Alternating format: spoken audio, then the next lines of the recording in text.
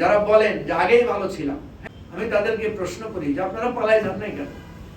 শেখ হাসিনা এত ভালো, আপনাদের আগেই ভালো ছিলেন শেখ হাসিনার আমলে, তো শেখ হাসিনা যেহেতু পালায় গেছে আপনারা পালায় যান নাই কেন?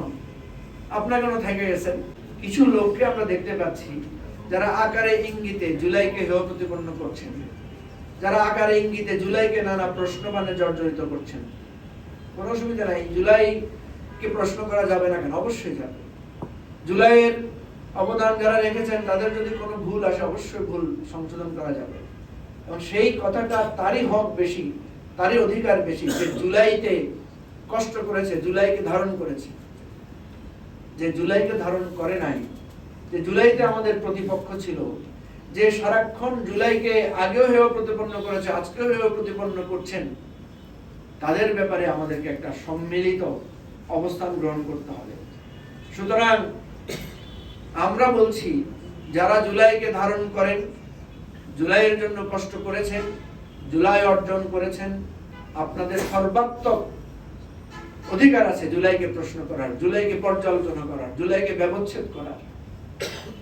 কিন্তু যারা সুবিধাভোগী ছিলেন, যারা বলেন যে আগেই ভালো ছিলাম, হ্যাঁ আপনারা আগে তো ভালোই ছিলেন, আগেও টেলিভিশন খুললে আপনাদেরকে দেখা যেত, এখনো আপনাদেরকে দেখা যায়। আমি তাদেরকে প্রশ্ন করি যে আপনারা পালায় যান নাই কেন? শেখ হাসিনা এত ভালো, আপনাদের আগেই ভালো ছিলেন শেখ হাসিনার আমলে, তো শেখ হাসিনা যেহেতু পালায় গেছে আপনারা পালায় যান নাই কেন? আপনারা কেন থেকে গেছেন? তখন ওনারা যে কথাটা বলে এটা আরো ইন্টারেস্টিং। তারা বলে আমরা তো কোনো অন্যায় করি নাই।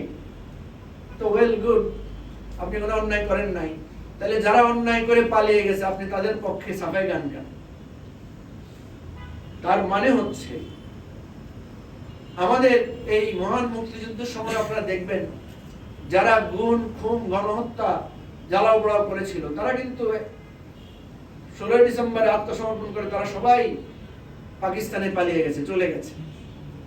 কিন্তু তাদেরকে যারা সাপোর্ট করেছিল তাদের একটা বড় অংশ এই দেশে রয়ে গেছে, যাদেরকে আমরা রাজাকার, আল বদর হিসেবে চিনি। এবং দুর্ভাগ্যবশত মুক্তিযোদ্ধাদের একটা তালিকা হয়েছিল, এবং গত ফ্যাসিবাদী আমলে আওয়ামী লীগ একটা রাজাকারের তালিকা করেছিল। আমরা দেখেছি সেখানে সর্বোচ্চ সংখ্যক রাজাকার আমরা দেখলাম আওয়ামী লীগ করে প্রায় 10,000-এর মতো। দেখেছেন না আপনারা? সুতরাং 71 সালেও কিছু আসল শয়তানরা পালিয়ে গিয়ে কিছু কিছু সাগরেদ রেখে গেছে, যেই সাগরেদরা আমাদের স্বাধীনতা, সার্বভৌমত্বকে বারবার প্রশ্ন করেছে, আমাদের 71-এর দিকে আঙুল তুলেছে, আমাদের গণতন্ত্রের নামে নানা ছবলে, নানা আঙ্গিকে, নানা বেশভূষায় আমাদের দেশটাকে ধ্বংস করেছে। আজকেও তাদের প্রেতাত্মা এক শ্রেণীর ওই ফেসিবাদের দালালরা এখানে আছেন।